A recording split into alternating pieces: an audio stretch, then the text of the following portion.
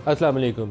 Justice अतर निल्ला साहब ने इमरान खान की लाइव कवरेज के हवाले से एक फ़ैसले के अंदर इजाफ़ी नोट आज जारी किया और इजाफ़ी नोट के अंदर बहुत पावरफुल किस्म की कमेंट्स और ऑब्जर्वेशंस उन्होंने तहरीर की हैं। बहुत अच्छा फ़ैसला है और मैं चाहूँगा कि इनके हम तो पढ़ेंगे और प्रोग्राम भी करेंगे, लेकिन इनके साथी जजेस भी इसको पढ़ें। सच्चाई जब भी कोई लिखे, क्योंकि हर एक को मौका नहीं मिलता और हर एक हिम्मत भी नहीं करता, और अगर कोई हिम्मत कर ले तो उसके उस सच को बाकियों को एटलीस्ट पढ़ के तो कुछ सबक भी हासिल करना चाहिए और सीखने की कोशिश करनी चाहिए। उन्होंने सबसे पहले बाकी चीज़ों तहरीर तो जो की एक जो स्टेटमेंट है इमरान खान की नवाज़ शरीफ की, वो यहाँ रिप्रोड्यूस की है। और स्टेटमेंट क्या कहती है? स्टेटमेंट कहती है कि इमरान खान जो फॉर्मर प्राइम मिनिस्टर हैं, उन्होंने जनरल बाजवा को कहा कि जनरल बाजवा सुपर किंग थे and he was above everyone else. He was controlling NAB, National Accountability Bureau, और उनकी मर्ज़ी के बगैर नैब में पत्ता भी नहीं था हिल सकता। ये इमरान खान को उन्होंने कोट किया और उन्होंने लिखा है साथ कि उन्होंने उसको बोला कि वो सुपर किंग थे। फिर उन्होंने नवाज़ शरीफ को कोट किया और नवाज़ शरीफ को कोट करते हुए वो कहते हैं कि समवन एल्स, कोई और वाज रनिंग द पार्लियामेंट। अब प्राइम मिनिस्टर नवाज़ शरीफ हो और कोई और पार्लियामेंट रन कर रहा हो तो ये थोड़ी सी मज़ाक़खेज़ बात लगती है, लेकिन अगर फॉर्मर प्राइम मिनिस्टर कह रहा है तो फिर कोर्ट्स को इन चीज़ों को नज़रअंदाज नहीं करना चाहिए। बेसिकली पूरा कॉन्टेक्स्ट जो है जस्टिस अतर निल्ला के इस नोट का सारा इसी के इर्द गिर्द घूमता है। बहुत सारी बातें जो उसके अंदर उन्होंने कही कि बुनियादी हकूक़ के तहफ़्फ़ुज़ के लिए कार्रवाई बराह रास्त नशर करना ज़रूरी है, क्योंकि 184(3) के नीचे पहले तो जस्टिस अतर निल्ला ने इस्लामाबाद हाई कोर्ट में ये रिवाज डाला और उसके बाद काजी फ़ायज़ी साहब ने बड़ी हिम्मत की। मैं कहता हूँ शाबाश देनी चाहिए, उनको दाद देनी चाहिए कि मुश्किल फ़ैसले हों और वो लाइव कवरेज दिखा रहे हो तो, लेकिन फिर उसके ऊपर डरे नहीं, झिझके नहीं, दिखाते जाएँ, फिर अल्लाह ताला बेहतरी करेगा। बहुत सारा ज़्यादा ऑब्जर्वेशन भी नहीं पास करनी चाहिए, नाप तोल के ऑब्जर्वेशन देनी चाहिए, लेकिन लाइव कवरेज में अगर इंसाफ करना हो तो फिर खौफ नहीं होना चाहिए। सच सच होता है, वो हर एक दफ़ा सच्चाई वही रहती है, बदलनी नहीं पड़ती। जुल्फ़िकार अली भुट्टो, बेनज़ीर और नवाज़ शरीफ आम कैदी नहीं थे। साबिक़ वज़ीर-ए-आज़म के ख़िलाफ़ नैब इख्तियारात का गलत इस्तेमाल किया जाता रहा। साबिक़ वज़ीर-ए-आज़म को अवामी नुमाइंदा होने पर तज़लील का निशाना बनाया गया। इमरान खान भी आम कैदी नहीं है, कई मिलियन पैरोकार हैं। अवाम के मुंतखब नुमाइंदों की जानिब इस अदालत की तारीख़ शफ़ाफ़ नहीं है। दहाइयों बाद नाकाबिल तलाफ़ी नुकसान से बेहतर है अवामी नुमाइंदों के हक़ में फ़ैसला दिया जाए। इमरान खान ने साबिक़ आर्मी चीफ़ कमर जावेद बाजवा को एक इंटरव्यू में सुपर किंग करार दिया।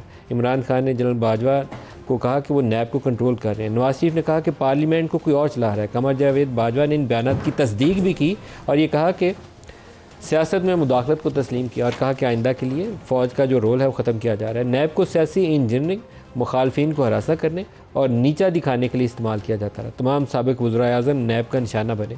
इस्टेब्लिशमेंट और अदलिया के गठजोड़ की वजह से अवामी नुमाइंदों से बदसलूकी की जाती रही। नैब की वजह से मुल्क को नाकाबिल तलाफ़ी नुकसान पहुँचा।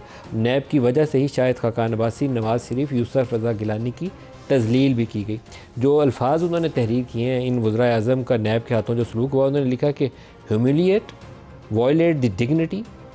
ये बुनियादी तौर पर दो अल्फाज का चुनाव जो उन्होंने किया कि डिग्निटी की भी वायलेशन की गई और उनको ह्यूमिलिएट किया गया। अब जब ये सारी बातें लिख ली जाएँ तो फिर इस अदालत के सामने जितने पॉलिटिकल केसेस हैं उनका फ़ैसला करते हुए किसी एक जज को भी उनके कदम डगमगाने नहीं चाहिए। जब ये बात रजिस्टर कर रही है सुप्रीम कोर्ट ऑफ पाकिस्तान, उन्होंने यूज़रपर भी लिखा, भुट्टो की फांसी का तज़किरा करते हुए लिखा कि उस वक्त एक यूज़रपर था, गासिब था हुक्मरान। एक दफ़ा पहले पाकिस्तान में यूज़रपर का जिक्र आया, लेकिन ये दूसरा मौका है कि जनरल ज़िया के मामले में जस्टिस अतर निल्ला ने यूज़रपर का लफ्ज़ इस्तेमाल किया। जब ये सारी चीज़ें आप लिख रहे हैं तो बाकी फ़ैसलों में मैं पूरी कभी उम्मीद करता हूँ कि उसकी रिफ्लेक्शन नज़र आएगी। एक चीज़ और मैं यहाँ बोलना चाहता हूँ, क्योंकि मेरे मेहमानों के अंदर एक वो मेहमान भी शामिल हैं जिनके ऊपर कॉन्टेम्प्ट का मामला चल रहा है। नवाज़ शरीफ की हुकूमत गिराते वक्त कुछ लोगों के ख़िलाफ़ कॉन्टेम्प्ट की कार्रवाइयाँ की गई। तलाल के ख़िलाफ़ हुई, निहाल हाशमी के ख़िलाफ़ हुई, दानियाल के ख़िलाफ़ हुई। पॉलिटिकल वर्कर्स के मामले में कोर्ट को बड़ेपन का मुजाहरा करना चाहिए, मैग्नेनिमिटी। उनको सज़ाएँ देकर, ज़बान के ऊपर टेप लगाकर, ताला मारकर जेल में हवालात में बंद नहीं करना चाहिए। पूरा कैरियर उनका 1 मिनट की सज़ा दे दे अदालत तो पूरा उनका कैरियर ख़त्म हो जाता है। तो उनको आप डांट डपट लें, उनको बोलें कि आपके अल्फाज का चुनाव नहीं था, आपको शर्मसार होना चाहिए, ये तक कहना ठीक है, अदालत का एहतराम भी करना चाहिए। लेकिन आप कहें कि आपको जेल में डाल दें या 5 साल की नाहली की सज़ा हो जाए, वहाँ से मेरी तो इल्तिजा भी होगी और दरख्वास्त भी होगी कि अदालत को ग्रेज़ करना चाहिए। जो अपने शुरा हैं मेहमान, आज उनकी तरफ आपकी तरफ आता हूँ। आज प्रोग्राम में हमारे फैसल वाडा साहब, तारिक फजल चौधरी साहब और आमिर डोगर साहब, सबको प्रोग्राम में खुशामदीद कहता हूँ। सबसे पहले आप ही जनाब शुरू करिए फैसल वाडा साहब। ये जो जस्टिस अतर निल्ला का नोट है, बड़ी पावरफुल स्टेटमेंट है और मुझे तो बहुत अच्छी लगी। पता नहीं आपको पसंद आई है कि नहीं, बहुत अच्छी ऑब्जर्वेशन है। देखिए नदीम साहब, आपने बहुत अच्छा इंट्रोडक्शन भी किया। मैं तो इसको सेलिब्रेट भी करना चाहूँगा, ताली भी बजाना चाहूँगा इसके ऊपर कि जज अहमद ने इतनी जुरत का मुजाहरा किया और इतनी बड़ी बड़ी बातें की हैं। इसी तरह वो एक और जुरत भी दिखा दें उन्होंने मुझ पर। उन्होंने डिग्निटी और इस टाइप के बड़े लफ्ज़ इस्तेमाल किए हैं, वायलेट की गई है सियासतदानों की, नैब ने। तो उन्होंने तो खुद जज होके, जो वो कर नहीं सकते कानूनी तौर पे, उन्होंने मेरी डिग्निटी वायलेट की है, इंटेग्रिटी क्वेश्चन की प्रॉक्सी लगा के। तो इसके साथ एक लफ्ज़ और भी जुरत का लगा देते कि ये शवाहिद हैं इसकी, इसलिए मैंने ये कहे थे। तो आधा तीतर और आधा बटेर नहीं हो सकता ना, इस टाइम पे 6 दिखा रहे हैं, मेरे टाइम पे 9 है। सो मैं तो इसको इसी तरह लूँगा कि let's not play towards the gallery, as simple as that. अगर अतर मिल्ला साहब इतने ज़बरदस्त जज हैं जो आज कह रहे हैं कि डिग्निटी क्वेश्चन की गई है सियासतदानों की, और उन्होंने बड़े बड़े प्राइम मिनिस्टर्स के नाम लिए हैं, तो वो तो जज हो गए जिनकी इजाज़त नहीं है, जिन कानूनी तौर पर कर नहीं सकते। उन्होंने मुझे प्रॉक्सी करके मेरी डिग्निटी, मेरी इंटेग्रिटी क्वेश्चन की, जिसकी इंडिया ने हेडलाइंस लगाई हैं। तो फिर जुरत, और इतना ही जितनी जुरत आपने उनकी अप्रिशिएट की, इतनी जुरत दिखा के वो मेरा भी कागज़ दिखा देंगे मैं प्रॉक्सी का हूँ, और अगर नहीं हूँ तो एटलीस्ट शर्मिंदगी बता दें। ठीक है, तो ये पॉसिबल नहीं है कि आप अगर इस शो के अंदर किसी आज चीज़ को आपकी पेशी थी? मेरी पेशी थी जी जी जी।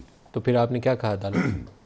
देखिए जी, आज जो सुप्रीम कोर्ट में मेरी पेशी थी और मुस्तफ़ा कमाल साहब की पेशी थी, तो उसमें बेसिकली तो जो कंडक्ट था, एक तो अल्लाह की मेहरबानी है कि मैं ये ज़रूर सेटिस्फाइड हूँ कि मैं एक, नॉट बिकॉज कि मैं अपेयर हुआ हूँ, बट उनके चार्ज संभालने से पहले भी मेरा ओपिनियन यही था कि वो ईमानदार आदमी हैं, चीफ जस्टिस साहब, और उनका बेंच भी ईमानदार है, ऑनरेबल है, रिस्पेक्टेड है मेरे लिए, और मैं ऑनरेबल वहीं लगाता हूँ जहाँ मुझे लगता है कि मैं किसी को ऑनरेबल समझता हूँ। तो वो बेंच भी ऑनरेबल था, वो रिस्पेक्टेड भी थे, और बहुत सारे जजेस ऐसे होंगे जो ऑनरेबल भी हैं और रिस्पेक्टेड भी हैं। तो जो कॉन्डक्ट था उनका, वो अगेन सुप्रीम कोर्ट की जो इमारत है उसके हिसाब से उनका था, मतलब कोई फूंफा, कोई तजलील करने वाली मुस्तफ़ा बातें साहब नहीं ने थी। अपॉलोजी कर ली है अदालत के सामने, आपका क्या इरादा है? देखें नदीम मलिक साहब, मैंने कहा कि मुझे किसी से माफ़ी मांगना जो है इंसान की ये स्ट्रेंथ होती है, और मैं तो थड़े पे भी माफ़ी कैमरे के सामने हाथ जोड़ के मांग सकता हूँ अगर मैंने गलती की हुई हो। लेकिन मुझे आप ये तो बताएंगे ना कि मैंने गलती कहाँ की है। ये तो नहीं हो सकता कि मैं आपसे बात कर रहा हूँ और ये नाराज़ हो जाएं और ज़बरदस्ती मुझे कहें कि आपने मेरे बारे में बात की है। वैसे वार्डन साहब, एक मेरी ओपिनियन है, अब प्रोग्राम आगे चलाते हैं, लेकिन मैं आपको अपनी राय जरूर देना चाहता हूँ। अदालत के सामने अगर अदालत को लगता है कि उनकी तौहीन की गई, अगर लगता है, अगर वो मुझे कह देंगे, तो आप उनसे अपॉलोजी करेंगे तो आप छोटे नहीं पड़ते। अदालत के सामने अपना सर में गो कर लें, सबमिट करेंगे, ठीक है जी, अगर आपको लगता है तो आई अपॉलोजाइज। मैं आपको बड़ी क्लैरिटी से और आपके तवज्जुह से ये ज़रूर बता सकता हूँ और कह सकता हूँ कि मुझे ये कॉम्प्लेक्स नहीं है कि मुझे अगर माजरत करनी हो, माफ़ी मांगनी हो, provided if I am wrong, मुझे कोई प्रॉब्लम नहीं। अगर अदालत मुझे कहती है किसी चीज़ के ऊपर, अदालत कहती है कि आपने किया है तो आप माफी मांगे तो करें, मैं चैलेंज नहीं करूंगा। हाँ, फिर आप अपॉलोजी करें। मेरा प्रॉब्लम ये है सर, मेरा मशवरा ये है। मेरा देखिए, आपका मशवरा सर आंखों पर है। तारिफ साहब, अदालतों को भी आज उन्होंने बहुत अच्छी मेरे ख्याल से तंबी करने की कोशिश की, सोसाइटी के अंदर चीज़ें चेंज कराने की बातें की। अदारों के फैसलों का एहतराम जो है मिट्टी में मिला दिया जाए ना, तो फिर कोई अदारा काम कर ही नहीं सकता। ये मुझे बेसिक उनका जो, उनके पास बंदूकें तो है नहीं, लेकिन वो अपने फैसलों से ही सारा कुछ करते हैं। नहीं, देखिए उनके कलम में बंदूक से ज़्यादा ताकत है, बहुत ताकत। ठीक है। तो अगर वो ये हदीसें आज उन्होंने बताई, कुरान का हवाला भी दिया, which was very nice, very good for educate किया हमारे जैसे लोगों को। हम कोई फरिश्ते तो नहीं है या हमें कोई हाफिज़ कुरान नहीं है, लेकिन जो वो एप्लीकेबल बातें कर रहे थे हदीसों की और कुरानी आयत की, बट वो एप्लीकेबल अगर सोसाइटी के लोगों के ऊपर होती, मेरे आप पे होती, तो वो जज पे भी होती है। तारिक फजल साहब, आज जो जस्टिस साहब ने फैसला लिखा है, इजाफी नोट जो भेजा है उन्होंने, इसके अंदर बहुत सारी उन्होंने तारीखी हक़ाइक़ और सुप्रीम कोर्ट की अपनी जो बहुत सारे मामलात के अंदर गठजोड़ का तज़किरा है ना, वो बड़े खुले अंदाज में किया। बड़ा मैं कहता हूँ उनकी मैं शाबाश दूंगा जस्टिस अज़हर मिल्ला को। सच बोलने के लिए बड़ी हिम्मत चाहिए होती है, ख़ास तौर पर अपनी गलती मानना कि मैंने ये गलत काम माजी में किया, सुप्रीम कोर्ट इन फैसलों का हिस्सा बनती रही, उससे भी बड़ी ताकत चाहिए उसके लिए। आपको कैसा लगता है कि ये फैसले, ऐसे फैसले हमें बेहतरी की जानब लेकर जाएंगे? बिस्मिल्लाहिर्रहमानिर्रहीम, बहुत शुक्रिया मलिक साहब। देखिए, ये जो नोट लिखा गया है अप्रिशिएबल है, काबिल सताइश है, इसमें कोई शक नहीं है। और उन्होंने खुल के उन तमाम हालात व वाक़यात का ज़िक्र किया और उसके नतीजे में, उन फैसलों के नतीजे में जो जो मुतासरा लोग थे उनके साथ जो जो सलूक हुआ या जिस तरह वो मुतासर हुए, जो नुकसान उनको हुआ, उनका ये बड़ी अप्रिशिएबल बात है। लेकिन मैं समझता हूँ कि इससे बड़ा एडमिशन सुप्रीम कोर्ट का अभी चंद हफ्ते पहले जुल्फ़िकार अली भुट्टो साहब की जो फांसी का केस है उसके फैसले में है। इसमें भी दोबारा उसका तस्करा है जी, वो आज वाले नोट में भी दोबारा वो तस्करा सबसे बड़ा एडमिशन है कि चलें आप किसी को जेल डाल दें, वो साल 6 महीने बाद निकल ही आता है। लेकिन जुल्फ़िकार अली भुट्टो साहब तो वापस नहीं आ सके, और उनको जो नुकसान हुआ मुल्क का हुआ, उनका अपना जो भी सिलसिला था, वो तो इररिपेयरेबल है ना, वो तो अब नाकाबिल तलाफ़ी है। लेकिन जो आपने अगली बात की ना अपनी, वो बड़ी इंपॉर्टेंट है। आगे क्या हो सकता है कि क्या मुमकिन तौर पे देखिए, हमारे तमाम जो है ना स्टेक होल्डर, आप उसे कहें, इदारे कहें, जो भी नाम दें, सबको पता है मैं क्या बात कर रहा हूँ, वो एक टकराव की तरफ बढ़ रहे हैं। और ऐसा लग रहा है कि ये टकराव वक्त के साथ बढ़ रहा है, और उससे माशरे के अंदर जो हिजान खेजी आ रही है, ये किसी अच्छी तरफ मुल्क को नहीं लेके जा रही, और ये किसी कौम के लिए, अवाम के लिए, मुल्क के लिए, सिस्टम के लिए बेहतर नहीं है कि इतना तनाव, इतनी टेंशन, हर बात के ऊपर जनाब बस खींचा तानी, और अच्छी बात नहीं है। मैंने बड़े नपे तुले अल्फाज में ये बात की है। आप ठीक कह रहे हैं। मेरा अपना अंदेशा ये है कि हम टकराव की जानब जा रहे हैं, और टकराव का नतीजा अच्छा नहीं हुआ करता। टकराव की जानिब जा नहीं रहे, टकरा रहे हैं, और मज़ीद टकराने की तरफ बढ़ रहे हैं। यस आमिर डोगर साहब, ये जो आज वाला फैसला है इमरान खान के लिए है बुनियादी तौर पर कि उनको लाइव दिखाना है या नहीं दिखाना, लेकिन उसके अंदर जो तमहीद है उसके अंदर बहुत सारे तारीख़ी हक़ाइक़ बयान किए गए। आपकी जमात का इसके ऊपर क्या रद्द है? मतलब फिर मैं ये टकराव वाला भी आपसे पूछूंगा, लेकिन पहले जस्टिस अतर मिनल्ला के ऑर्डर के ऊपर आपसे जाऊंगा कि उसके ऊपर अपनी राय दें। बिस्मिल्लाहिर्रहमानिर्रहीम जी, ये फ़ैसला अतर मिनल्ला साहब का बड़ा तारीख़ी हवालों से बड़ा अहम फ़ैसला है। उन्होंने मजमूई तौर पर पिछले 50-60 सालों की अदालती तारीख़ का अहाता किया है, और उन खामियों, उन कमज़ोरियों और माजी की उन तलाफ़ियों की निशानदेही की है कि शायद आज भी अदलिया अगर तलाफ़ी कर ले तो मुल्क ये आगे चल सकता है। मैं समझता हूँ इस मुल्क में जहाँ ख़राबी के बहुत सारे लोग ज़िम्मेदार होंगे और सबसे ज़्यादा इल्ज़ाम सियासतदानों पे डाला जाता है, वहाँ सबसे ज़्यादा ज़िम्मेदारी अदालतों की थी, अदलिया की थी।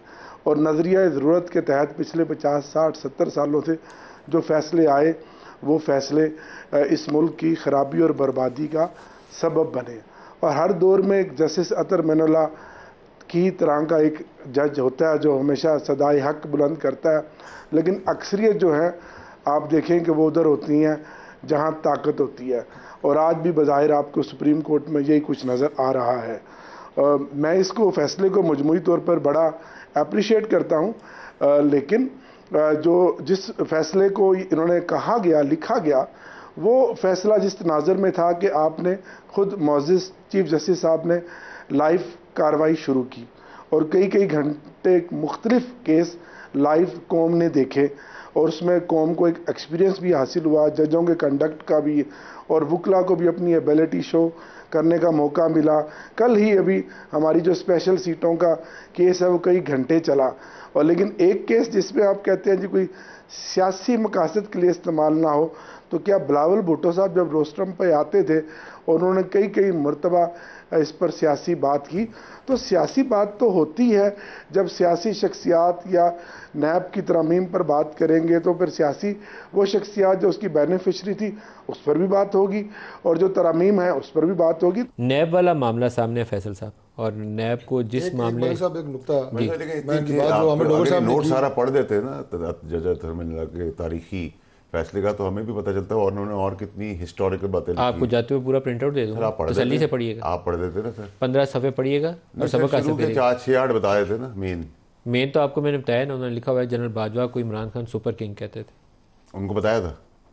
तकरीर है इमरान खान की किसी इंटरव्यू का उन्होंने सुनी। अच्छा, और आगे सर और क्या कहा? ये बाकी आप पढ़िएगा, आपको कॉपी दूंगा इसकी। नहीं, मैं तो सर उर्दू में लिखा हुआ है, तो उर्दू का तर्जमा भी आपको दे दूंगा, दोनों दे दूंगा, टेंशन ही ना ले, हमने तैयार करके रखेंगे। तारिक फजल साहब, मैं ये गुजारिश कर रहा था कि अभी आमिर डोगर साहब ने एक बात की है, दो जो लाइव कार्रवाइयाँ हैं ना, ये मेरी बड़ी पर्सनल राय है, इसको मेरी जमात के साथ ना जोड़ा जाए।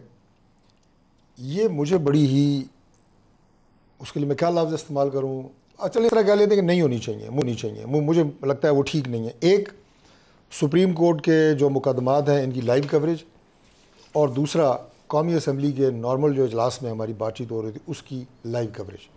आप समझते नहीं होनी चाहिए? नहीं होनी चाहिए। क्यों नहीं होनी चाहिए? उसकी मैं बता रहा हूँ आपको क्यों नहीं होनी चाहिए। इसलिए नहीं होनी चाहिए मलिक साहब कि मेरी जब कैमरा बंद होता है आपसे गुफ्तगू और होती है, जब कैमरा ऑन है मेरी आपसे गुफ्तगू और है। जब मैं ऐवान में तकरीर करता हूँ और मुझे पता है कि सिर्फ ऐवान को मैं सुना रहा हूँ और स्पीकर को मैं सुना रहा हूँ और साथ बैठी अपोजिशन को सुना रहा हूँ, अपोजिशन हमें सुना रही है, वो ऐवान की तकरीर होती है। जब मुझे पता होता है कि मैं तो कौम से खिताब कर रहा हूँ और पूरी दुनिया में मुझे देखा जा रहा है, वो तकरीर मुख्तलिफ होती है।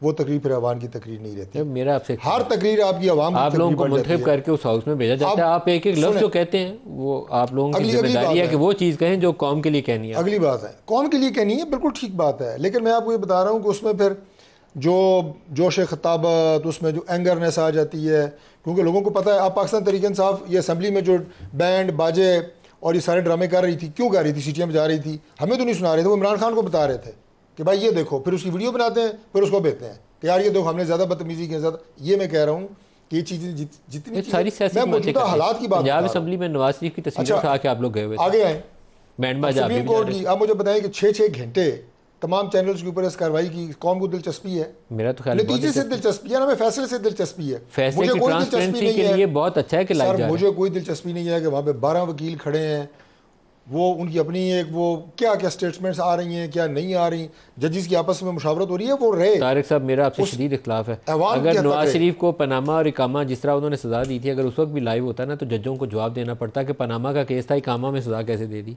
आपको ये चीज़ें जो ट्रांसपेरेंसी की तरफ जाती है उसकी मुखालफत नहीं करनी चाहिए। नहीं, मैं वैसे बात कह रहा हूँ, मैं कह रहा हूँ कि हमारी कौम के मसाइल हो रहे हैं। मैं इसको ये सबसे बड़ा मसला है। जितने वज़ीर आज़म आज तक आए हैं, कोई एक इज्जत से घर नहीं गया। बताइए कौन सा इज्जत से घर गया? धक्के मारे, किसी को जेल में डाला, किसी को अडयाला डाला, किसी को अटक के लिए बंद किया, एक को फांसी पे चढ़ा दिया। तो आपको जजों के रोल के ऊपर बात तो करनी चाहिए ना कि जज उस तरीके से फैसला करें, प्रोग्राम करें। आप उनके ऊपर जायज़ हद तक तनकीद की जरूरत है, क्यों ना करें? लाइव कवरेज बहुत अच्छा स्टेप है, बहुत अच्छा स्टेप है। चलिए, अगर आप कह रहे हैं तो मैं जज अपने कंडक्ट के लिए पूरी कौम को जवाब दें, गलत फैसला करेंगे उसके लिए भी पूरी कौम को जवाब दें। जजेस का पता उनके फैसलों से लगता है। और आजकल जो मैंने आपको कहा ना कि रियासती इदारे टकराव की तरफ बढ़ रहे हैं, अब सबसे बड़ी मसला ही आजकल ये बन गया है कि अब लोग केस देख के नहीं, ये देखते हैं कि जनाब इसका फैसला कौन करेगा, उसे पता लग जाता है क्या होगा। ये गलत बात है ना।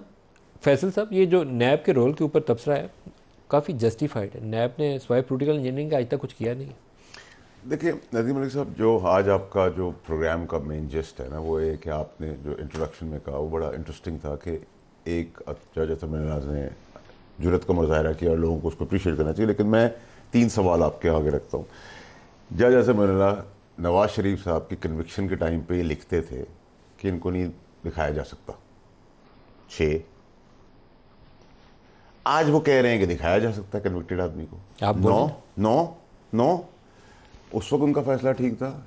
वही इंसान, वही जज उस वक्त ये फैसला कर रहा है कि नवाज शरीफ कन्विक्टेड, उसको नहीं दिखा सकते। वही जज उस वक्त 6 था, वही जज आज एक और पॉपुलर रीडर के साथ 9 कह रहा है उसको दिखाना चाहिए 1। दूसरा ये कि जज अतहर मिल्ला जब वो ये कह रहे हैं कि नैब ने तजलील की, बहुत ठीक बात कर रहे हैं। आप जज होकर तजलील करते हैं और मैं आपके सामने विक्टिम बैठा हूँ, आपको ये भी अपने इंट्रोडक्शन में मलिक साहब कौम को बताना चाहिए कि ये वो बात कर रहे हैं, वो बात ठीक कर रहे हैं, लेकिन उन्होंने खुद एज जज जो इल्ज़ाम नहीं लगा सकते थे, इसको प्रॉक्सी कैस की इंडियन अखबारों में तजलील हुई है, उसका वो शवाहिद दें या उसका भी जवाब दें। तीसरी चीज़, आपको याद होगा कि PTI के जब नो वर्ड ऑफ कॉन्फ्रेंस था, जब मैं भी गवर्नमेंट का हिस्सा था, सुप्रीम कोर्ट रात को खुली थी, बिल्कुल ठीक खुली थी। क्यों खुली थी? क्योंकि आइनी सिचुएशन थी, वो आइन को मॉनिटर कर रहे थे। जज अतहर मिल्ला का इस्लामाबाद का हाई कोर्ट आधी रात को खुला था। क्यों खुला था? मदाखलत थी, ख्वाब था, वजह क्या थी, क्यों खुला था? और उसमें मन पसंदीदा लोग कैसे पहुंच गए थे, रिपोर्टर्स, स्टाफ कैसे पहुंचा, क्यों पहुंचा? ये शोर मचा था कि अदालत खुल गई है, उसके बाद हुआ कुछ नहीं था। नहीं, 2 घंटे बैठे थे, नो एक्टिविटी, नो एक्टिविटी, कोई अदालती कार्रवाई नहीं हुई। पूछ रहा हूं ना कि क्या हुआ था। वो भी आप कैसे इतना सच बोल रहे हैं और वो माजी का सच भी बोल रहे हैं। और दूसरी चीज़ ये कि मेरा आपसे सवाल है कि अगर आपने कहा कि उन्होंने कहा मैं भी माजी का हिस्सा था, if I am not wrong, ऐसे कुछ कहा आपने? मालूम नहीं माजी का हिस्सा उन्होंने बोला कि उन्होंने सुप्रीम कोर्ट के माजी के किरदार के ऊपर रोशनी, किरदार के ऊपर। तो अगर उस किरदार के अंदर अगर इनके साथ मिलकर मैंने कत्ल किया, मिसाल दे रहा हूँ, गुनाह किया कोई, और उसके 20 साल के बाद मैं वहीं हूँ और मैं कहता हूँ मैंने इनके साथ कत्ल किया, तो फिर मैं भी शामिल जुर्म था, तो जो 20 साल पहले जो उम्र है उसका वो भुट्टो वाले केस का हवाला इसीलिए आता है ना। आमिर डोगर साहब दोबारा आपकी तरफ आ रहा हूँ। नैब का रोल माजी में भी बहुत कंट्रोवर्शियल रहा, कोई शक नहीं। पहले दिन से जब ये नैब बनाई गई थी तो सबसे पहले पीपल्स पार्टी के ऊपर इसकी तलवार चढ़ी। वो नैब ज़्यादा बनाए गए थे, पीपल्स पार्टी पार्लियामेंटेरियन बनाई गई, फिर वो पैट्रियट्स के बनाए गए लोग, क्योंकि काफ लीग की हुकूमत के लिए तादाद पूरी नहीं थी होती। फिर आपके दौर में नून लीग को जितना रगड़ा लगाया इसी नैब से लगाया गया। अब आप कहें कि वो सारा कुछ तो जनरल बाजवा करता था, हम नहीं करते थे, तो जिम्मेदारी आप लोगों को महसूस तो करनी चाहिए। जी यकीनन हमें बंदूक रख कर चलाई गई तो हमें जिम्मेदारी महसूस करनी चाहिए। लेकिन ये जो नैब तरामीम की आप बात कर रहे हैं, ये पिछले साल नदीम साहब 23 मार्च 2023 अप्रैल और मार्च में ये तरामीम हुई थी। अभी ये नैब तरामीम का केस सुप्रीम कोर्ट में ज़ेर समात ही है, जिसका आज आप जिक्र कर रहे हैं, लाइव दिखाना चाहिए या नहीं। तो एक ऑर्डिनेंस आया पिछले 8-10 दिन पहले। हम जब ऑर्डिनेंस लेकर आते थे तो कहते थे जी ये तो ऑर्डिनेंस फैक्ट्री बना दी गई है। उसमें जब इनकी लीडरशिप और जो जेल में जाती थी और फिर अपोजिशन में खड़े होकर लंबे लंबे आंसू बहाते थे कि जी ये जो 14 दिन का रिमांड है तो 302 के मुलजमान का है और ये 90 दिन का रिमांड है, इसको कम होना चाहिए। और फिर वो रिमांड 14 दिन का कर दिया और वो 500 मिलियन से कम के जो केसेस हैं वो नैब में नहीं भी पीछे नीचे जाने चाहिए। अभी आपने देखा यकायक फिर वो 40 दिन कर दिया गया। और सितम ज़रीफ़ी के वही आज़म नज़ीर तारड़ साहब उस वक्त भी लॉ मिनिस्टर थे, आज भी लॉ मिनिस्टर हैं। अब मैं तो इनसे असेंबली में पूछूंगा कि आप डिफेंड उस 14 दिन को कर रहे हैं या 40 दिन को कर रहे हैं, और किसके लिए किया गया ये सब कुछ? एक शख्स के लिए, क्योंकि साइफर में जब वो बरी हुआ बाइज़्ज़त तौर पर, तोशा खाना में बाइज़्ज़त तौर पर बरी हुआ, तो बाकी मुकदमात तोशा खाना के नैब में बनाए जा रहे हैं। कादर यूनिवर्सिटी है और मुकदमात हैं, उसमें 40-40 दिन की उनको रिमांड लेके और गैर ज़रूरी तौर पर उसको लंबा किया जाएगा और जेलों में उनको रखा जाएगा। और ये सिर्फ एक शख्स इमरान खान और शाह महमूद कुरैशी के लिए, बिलखुसूस इमरान खान के लिए ये नैब तरामीम में ऑर्डिनेंस के ज़रिए की जाइए, कितनी ये शर्मनाक बात है। अभी सुप्रीम कोर्ट ने हतमी तौर पर तय करना है कि वो तरामीम जस्टिफाई थी या नहीं। एक बात। दूसरी बात, मेरे भाई डॉक्टर तारिक फजल साहब कह रहे थे कि जी असेंबली की कार्रवाई भी लाइव नहीं होनी चाहिए। हम तो वैसे ही असेंबली की कार्रवाई में नहीं दिखाए जाते। जब हम इमरान खान की फ़ोटो लेकर आते हैं या इमरान खान की बात करते हैं, टू टू टू टू होती है और हम लाइव कट से ख़त्म हो जाते हैं। ये ऑन रिकॉर्ड PTV की बात बताता हूँ।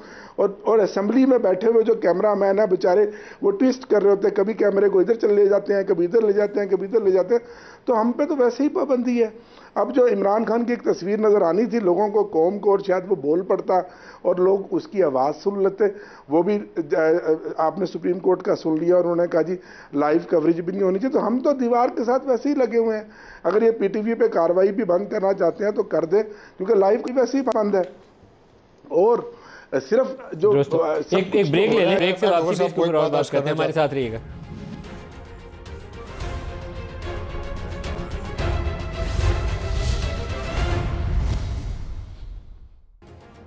प्रोग्राम में दोबारा खुश आमदीद कहते हैं। फैसल वाडर साहब, अभी आमिर डोगर साहब ने बोला कि और नैब केसेस तैयार कर रही है और बड़ी उसके ऊपर आम तौर पर तासुर भी मौजूद है कि वो तोशा खाना से कोई और केस निकाला जा रहा है। अलकादर यूनिवर्सिटी वाला केस जो है उसको तैयार किया जा रहा है। अलकादर यूनिवर्सिटी में 190 मिलियन पाउंड बरतानिया ने पकड़ के पाकिस्तान को दिया था, सुप्रीम कोर्ट में जमा हो गया। सुप्रीम कोर्ट ने भी चुप करके जमा कर लिया। अब रियाज मलिक को पैसा उस अकाउंट में जमा हुआ है जो जुर्माने के अगेंस्ट था। क्या इसके सवाल जवाब होंगे उन जजों से, मलिक रियाज से, शहजाद अकबर से जो जाके मुलाकातें करता रहा, किसने डील फाइनलाइज की? देखिए, आप कैबिनेट में बैठे थे, मेरे ख्याल में 2-3 लोग जिन्होंने सवाल उठाया था, प्रॉबेबली आप उनमें से शामिल हैं। जी, मैं उनमें से था। देखिए नदीम अली साहब, जो आपने सवाल किए तो बहुत बुनियादी सवाल है कि उस वक्त के जजों से भी सवाल करना चाहिए। प्रॉब्लम हमारे मुल्क में है कि आप जजों से सवाल नहीं कर सकते। नहीं, इस पर तो होना चाहिए जी। 190 मिलियन पाउंड सुप्रीम कोर्ट गया, जिधर भी सुप्रीम कोर्ट कहाँ से पैसा है? जिधर भी गलती हुई है, जहाँ भी जुल्म बर्बरियत हुई है, ज़्यादती हुई है, रॉन्ग फैसले हुए हैं, नस्ला टावर टाइप 190 मिलियन पाउंड के पैसे आपने डिपॉजिट कर लिए, बिल्कुल सवाल होना चाहिए। जब क्यों नहीं सवाल होना चाहिए? ठीक है, ये प्रॉब्लम ये है कि आपसे सवाल होता है, मुझसे सवाल होता है, इससे सवाल होता है, उससे सवाल होता है, सबसे सवाल होता है। वज़ीर आज़म को कंटेम्प्ट में बुला सकते हैं, सेनेटर को बुला सकते हैं, फलाने को बुला सकते हैं, दिमागी को बुला सकते हैं। जज, आप रिटायर्ड जज को भी बुला सकते हैं। आपको पता है वहाँ भी आपने आज तक कभी देखा है ऐसा कुछ? प्रॉब्लम ये है जब तक आप accountability with in the system, with in your self start करेंगे। मेरे वहाँ प्रॉब्लम है, हम पॉलिटिशियन खुद एडमिट करते हैं कि 80% प्रॉब्लम हमारी है। हमने लॉज नहीं बनाए, हमने गलतियाँ की, हमने करप्शन की, हम एक दूसरे का गिरबान पकड़ने में लगे रहे। यूनिटी अगर हम में होती पॉलिसीज़ में तो ये वैक्यूम नहीं मिलता। आज पिंड का चौधरी हम किसी को नहीं बनने देते। ये पिंड के जो इतने सारे चौधरी बने वो इसी वजह से बने कि हमने वैक्यूम दिया। डेमोक्रेसी के अंदर हमने कहा तारिक फजल चौधरी साहब द्वारा मेरे साथ थोड़ी हो रहा है, लेकिन जब मैं पहली दफ़ा सेनेट में आया तो मैंने कहा कि इस बार हम पेटी बंद भाई होंगे, और अल्लाह का शुक्र है कि वो अब यूनिटी हमें नज़र आ रही है। सारी असम्बलियाँ, सारी पार्लियामेंट्स साथ खड़ी हैं। तो कौन सी यूनिटी नजर आई जी? आपकी वजह से चैनलों को नोटिस आ गए, बस ये यूनिटी हुई है। देखिए नदीम अली साहब, मेरी वजह से कोई नोटिस नहीं आया चैनल्स को। वो जो आप लोगों का प्रॉब्लम ये है कि आप लोग अटॉर्नी जनरल जो है उनकी तारीफ नहीं करते। भाई काम की नहीं करते, किसी और चीज़ की तो उसकी तारीफ करे ना। वो बजिद थे। अब मसला प्रॉब्लम ये है कि किस बात पे बजिद थे कि नोटिस कर दे। इनके नुमाइंदे हैं हुकूमत के। मैं आपको कह रहा हूँ कि सर उनकी किसी चीज़ की तारीफ कर दे, को हाईलाइट कर दे, अगर कोई चीज़ उनकी अच्छी अगर कोई है तो वो बता दे, क्योंकि वो तो चारों तरफ कारोबार खेल रहे हैं। साइफर केस भी उनकी मॉनिटरिंग में हुआ, तबाह हो गया। ठीक है, तो मैं तो बड़ा क्लियर हूँ, अटॉर्नी जनरल इनकी हैं, अगर इनके भी हैं, इनकी अपॉइंटमेंट है तो वो तो कारोबार चारों तरफ खेलते हैं। वो तो ऑन रिकॉर्ड कहते हैं कि किसी जज की बात है, बाबर सत्तार साहब की बात उन्होंने करते हुए कहा कि मैं छोड़ दूंगा, मैं दोस्ती निभाऊंगा। ठीक है, सो जब अदालत ने उनसे पूछा ना कि कंटेम्प्ट लगाएं या नहीं, तो उन्होंने कहा ना कंटेम्प्ट लगाओ। मुझे पता है में सबसे पहले उनका बस चले तो वो जल्लाद का काम भी करने, चीफ जस्टिस का काम भी करने, आर्मी चीफ का ही काम करने, का बस ही नहीं चल रहा बेचारे का। तारिक फैसल साहब, नैब के ऊपर आप सब लोगों को संजीदगी से बात करनी चाहिए। देखें वो तो चारों तरफ कारोबार खेल रहे हैं। कहीं आप लोग भी कारोबार के अंदर कहीं उधार में बिक गए तो मुसीबत हो जाएगी आप लोगों को। अच्छा आदमी है, कॉम्पिटेंट आदमी है, शरीफ आदमी है तारिक साहब, लेकिन ये उन्होंने क्यों कहा, अब ये मैं उनसे पूछ के आपको तारिक साहब की हुकूमत में उनके खिलाफ आप बुराई नहीं कर सकते। सर हम तो खुल के करते हैं, जो बुरा है उसको खुल के देखें, जो मुझे पता है मैंने वो बताया। अभी आमिर डोगर साहब ने अलकादर यूनिवर्सिटी केस का हवाला दिया। अलकादर यूनिवर्सिटी केस का हवाला दिया। अलकादर के अंदर जितने शवाहिद चाहिए केस को आगे बढ़ाने के लिए, मुझे लगता है कि वो पूरे हो ही नहीं सकते। पाकिस्तानी निज़ाम के अंदर आप उन लोगों से सवाल जवाब ही नहीं कर सकते। पहले तो ये कि ये जो मलिक रियाज साहब का आपने बता रहे हैं 190 मिलियन वाला केस, जो लिंक है अलकादर यूनिवर्सिटी के साथ, और इसी में सारी जो है वो लेन देन और सारी CTBT इसी के अंदर हुई है। बात यह है कि ये केस आम आवाम को समझ नहीं आती कि ये पैसा बरतानिया ने क्यों पकड़ा था, और ये पैसा उसके बाद उसने गवर्नमेंट ऑफ पाकिस्तान को दिया, कौमी खजाने में जाना था, जो कि इमरान खान साहब ने मलिक रियाज को दे दिया, उन्होंने जमा करा दिया सुप्रीम कोर्ट में, जो उन्हें जुर्माना हुआ था और सुप्रीम कोर्ट ने लेके रख लिया। ये बिल्कुल ऐसे है कि जैसे, अगर मैं इसको आसान करने के लिए आपको बताऊं कि मुझे इस्लामाबाद में इशारा तोड़ने पे 2000 रुपये जुर्माना हो जाए, ट्रैफिक सार्जेंट मेरे से ले ले और जाके मेरा बिजली का बिल जमा कराए और मुझे रसीद भेज दे कि जनाब आज वालों जुर्माना होया सी, अब बिल जमा हो गया थोड़ा। यार ये क्या है भाई? जुर्माना तो आपके साथ तो ये जुर्माना तो कौमी खजाने में जाना चाहिए ना। जो मुझ पर जुर्माना हो रहा है वो उससे मेरा बिजली का बिल तो नहीं अदा हो सकता। मलिक साहब ने ये किया। अच्छा, इंटरेस्टिंग बात फैसल भी कह रहे थे आपके जी, वो पूछा जाना चाहिए कि आपने लिया कैसे, जो आपने कहा कि उस वक्त जो जजेस ने लिया। आप ये देखें जो मलिक रियाज साहब जो जुर्माना हुआ उसका क्या माहौल था? मलिक साहब कितने पैसे देंगे? अच्छा जी 400 अरब दे दे, नहीं 400 नहीं, अच्छा वो मैं 1000 अरब मांगते थे पहले, कहते थे 1000 अरब दे दो तो रेगुलराइज कर। मैं उस माहौल की बात, और फिर 460 अरब पे डील हुई और वो भी कई सालों पे ब्रेक कर दी उसको। ये सुप्रीम कोर्ट के जजेस का काम है सर। ये तो आप सुप्रीम कोर्ट में जाके एक भाई ये तो इस तरह के तो डेरे जो हैं उन पे बैठ के लोग जिरगे करते हैं कि 1000 रुपये से शुरू करो, इतने दे दो यार, दरमियान में सेटल कर लो। आमिर डोगर साहब, ये क्या तरीका है यार? ये पूछा नहीं जाना चाहिए। आमिर डोगर साहब, आपने एक खदशे का इजहार किया कि ये अलकादर वाला केस जो है ये भी तैयार किया जा रहा है और 40 दिन वाली नैब की वो जो अमेंडमेंट आई इसलिए है कि इमरान को इस मामले में लंबा अंदर रखा जाए। तो ये मामला तो बड़ा टेढ़ा मामला है, आसान मामला नहीं है कॉन्फ्लिक्ट ऑफ इंटरेस्ट का। मैं इमरान को शाबाशी नहीं देता इस मामले में, मेरे ख्याल में बहुत गलत फैसला था इमरान का। 190 मिलियन पाउंड के ऊपर कोई अरेंजमेंट नहीं होनी चाहिए थी मलिक रियाज से, लेकिन ये बहुत टेढ़ा केस है। जजेस चाहिए सुप्रीम कोर्ट के जवाब देने के लिए, मलिक रियाज से सवाल जवाब चाहिए, शहजाद अकबर को पूछना पड़ेगा क्या डील कैसे हुई, उस वक्त की इस्टेब्लिशमेंट से पूछना पड़ेगा सुप्रीम कोर्ट से अरेंजमेंट कैसे तय पाया था 460 अरब का। बड़ा मुश्किल मामला है। देखें, बुनियादी बात यह है कि इसमें इमरान खान की जेब में तो कोई पैसा नहीं गया, वो पैसा जो बाहर से आया और वो सुप्रीम कोर्ट के पास पड़ा है। पूछ लें सुप्रीम कोर्ट के जजेस से और बाकियों से पूछ लें। इस केस का भी नदीम मलिक साहब वही हशर होगा जो साइफर में हुआ। देखें, जब आप सियासी बुनियादों पर अपने मुखालफिन को रगड़ा लगाने के लिए पॉलिटिकल मोटिवेटेड केस बनाते हैं तो ये केस आगे जाकर फिर प्रिवेल नहीं कर सकते। आप नीचे लोअर कोर्ट्स में खसूसी अदालतें बनाकर रिटायर्ड जज बनाकर से मुतफिक हूं कि पॉलिटिकली मोटिवेटेड केस नहीं होने चाहिए। मैं आपसे 100% मुतफिक हूं, लेकिन इमरान ने क्या सोच के 190 मिलियन पाउंड मलिक रियाज के अकाउंट में जमा करवाने की इजाजत दे दी थी? आप काबीना में थे उस इजलास के अंदर जब? सर ये तो अब ये नहीं देखें ये तो आप अगर आप उसकी अब डिटेल में जाएं, हमारी साइड से जाएं, तो वो उन सब ने कहा कि ये सारा जो ड्यू प्रोसेस था, जो उस वक्त की लीगल टीम और बाकी सब और सुप्रीम कोर्ट ने उसको अडॉप्ट किया। मुझे सिर्फ ये बताएं कि इसमें इमरान खान ने कौन सी करप्शन की, कौन सा पैसा वो जेब में डाल कर ले गया, या वो उसका बेनिफिशरी कहाँ है। देखें साइफर केस में मैं आपको बताऊं मलिक साहब, मैंने 30 जनवरी को जब इस केस का फैसला आया और ये 4-5 महीने हाई कोर्ट इस्लामाबाद में लटकता रहा, तो प्रोसिक्यूटर ने ये जवाब दिया जब जज ने उनसे पूछा कि ये बताएं कि जो स्टेटमेंट 342 की किस दिन रिकॉर्ड हुई। उन्होंने कहा जी दोपहर 1 बजे।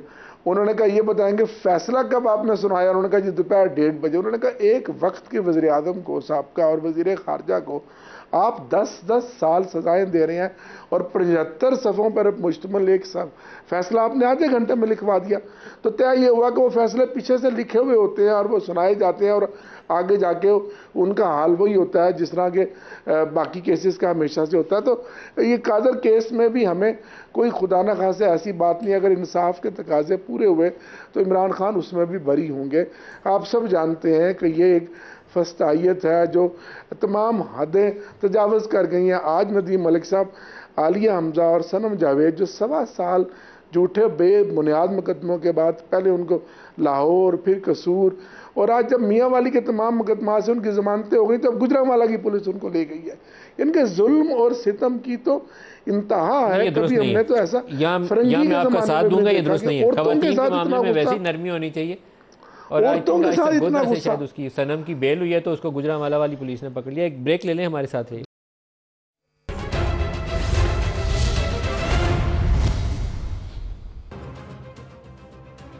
Welcome back. फैसल साहब, अभी तारिक साहब ने टकराव का जिक्र किया। उनका टकराव हो रहा है, होना नहीं है, टकराव हो रहा है। तो टकराव जब हो रहा हो तो कोई एक चीज़ टूट जाती है, ये तो नहीं होता ना। टकराव होता रहे और काम भी आगे चलता रहे, ये हो नहीं सकता। अब क्या होगा फिर? ये मेरा अपना ख्याल है कि ये पाकिस्तान के लिए और पाकिस्तानियों के लिए बड़ी नुकसानदेह चीज़ होगी। इदारों का टकराव नहीं होना चाहिए, उसमें सैनिटी प्रवेल करनी चाहिए। और दूसरी चीज़ बाय एंड लार्ज मलिक साहब, सबसे इंपॉर्टेंट चीज़ है जब आप खोटा सिक्का हों, आप डूबे हुए हों करप्शन के अंदर, बेईमानी के अंदर, चोर बाजारी के अंदर, मक्कार यार हों, और फिर आप कभी असूली बन जाएं तो आपके नीचे ज़मीन ऐसे खींचती आती है कि आप 200 फुट नीचे चले जाते हैं, कब्र से भी नीचे चले जाते हैं। तो ये अगर इंसान को समझ आ जाए पाकिस्तान के अंदर तो बहुत सारी चीज़ें ठीक हो जाती हैं। तारिक साहब, टकराव का अंजाम क्या होगा? किसी भी टकराव का अंजाम मलिक साहब अच्छा नहीं होता। और जो टकराव की कैफियत पाकिस्तान में इस वक्त चल रही है, अल्लाह करे कि हम अक्ल का नाखून लें, होश के नाखून लें और इस टकराव से बचें। देखें टकराव अब जो पार्लियामान के अंदर आपको कैफियत नज़र आ रही है वो भी टकराव नहीं है। मेरे भाई अभी डोगर साहब कह रहे थे कि हमें दिखाते नहीं है। क्या दिखाएं? सीटियाँ में जाते हुए दिखाएं, आप बैंड बाजे में जाते हुए दिखाएं, ये वहाँ पे हो रहा है। अच्छा, ये एक टकराव, इदारों का टकराव। आमिर डोगर साहब से पूछे। आमिर डोगर साहब, आपको क्या लगता है ये टकराव हमें कहाँ लेकर जाएगा? कभी घर का चौकीदार बोलें, कभी पूछें कि असल मालिक से बात करेंगे, कभी कुछ बोलें, कहीं ना कहीं तो ऐसा होगा कि हमारे चीज़ें संभालने से बाहर हो जाएंगी। नदीम मलिक साहब, हमें तो टुकड़े टुकड़े करने के लिए जो हरबे इस्तेमाल करने थे इन्होंने सारे किए और कर रहे हैं। हमारी पार्टी तोड़ दी, हमसे बल्ला ले लिया, फोर्स प्रेस कॉन्फ्रेंसें करवाई, अब तक मुकदमात हैं, अब तक लोग जेलों में पड़े हैं। लेकिन क्या हुआ? कौम तो ना टूटी। उस टकराव का क्या नतीजा निकला? आज भी इमरान खान लोगों के दिलों में बसता है। आज इमरान खान एक नज़रिए और तहरीक का नाम है। आज भी हर दिल के अंदर इमरान खान है।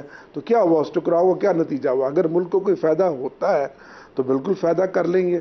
हम तो दीवार के साथ लगे हुए हैं। हाँ, अलबत्ता अगर डॉक्टर तारिक साहब के इस जज्बात की मैं कदर करता हूँ, ये अपना कोई रोल उस टकराव में कम कर सकते हैं तो ये ज़रूर करें, ये आगे बढ़े। हम इनके साथ हैं। हम समझते हैं कि सियासी मामलात को मुज़ाकरात के ज़रिए हल होना चाहिए। आमिर डोगर साहब, तारिक फजल साहब और फैसल वाडा साहब, आप सबके लिए इतना ही इजाज़त दीजिए। अल्लाह हाफ़िज़।